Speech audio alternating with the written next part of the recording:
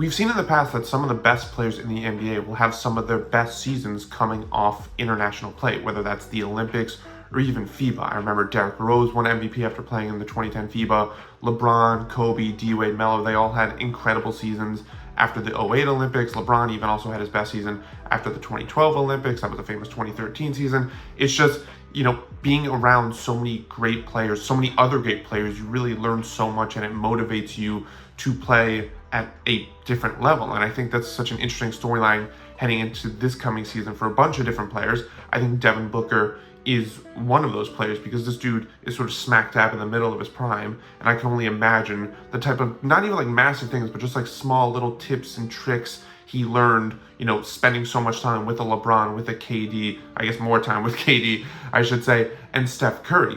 And so I think everything sort of feels like it's lining up for him to have this big, massive, not necessarily breakout season because he's already a perennial all-star, one of the best players in the NBA, but to definitely have the best season of his career. But I think that's the thing that's funny about thinking about what that season could look like for Devin Booker is that it might not necessarily be what you'd expect, because conventional wisdom suggests, okay, if Devin Booker's, like, what would a peak Devin Booker season look like? You might think it would be like 30 plus points on incredible efficiency. But I think the funny thing about Booker is that, as we saw in the Olympics, he really played such an incredible role. He wasn't necessarily the standout guy, but we saw everyone talk about, Steve Kerr in particular, how Devin Booker sacrificed scoring and touches to just do the little things, to make the right play, to space the floor, to play defense at a really high level. And so I think that's particularly interesting when you consider his potential role on this Suns team, where obviously he is, look, if he's not their best player, if you want to say it's Durant, that's fine, but he is sort of like their franchise. He's one of like their pillars. And so conventional wisdom suggests that he's still going to be that leading scorer type.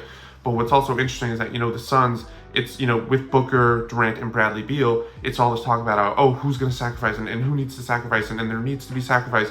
And logic points to it being Bradley Beal because he is the lesser of those three guys.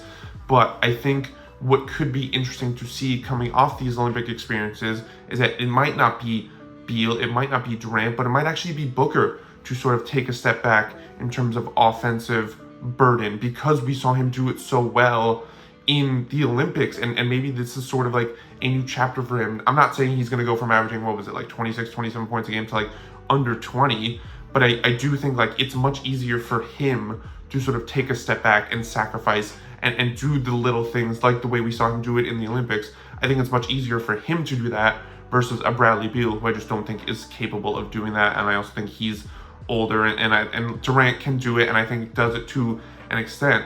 But I do think it's going to be fascinating to see what parts of Olympic Devin Booker translate and come over to NBA Devin Booker, where obviously it's a completely different role and he's usually asked to do so many different things.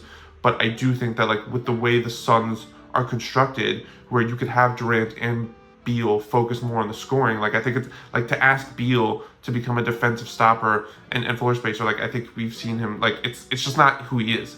It's not who he is. But Booker, to his immense credit, has proven that he's capable of doing that sacrifice. So I think it's going to be very fascinating to see, if he's able to do that, to what extent he's going to do that. And I think he can do that. And so it's not going to be the Olympic breakout type of season we've seen from or Olympic peaks, post-Olympic peak season we've seen from other greats. But I do think it could be great in its own way. And most importantly, in a way that could really elevate the Suns as, they're trying to, establish themselves as legitimate Western Conference contenders and NBA championship contenders as a whole.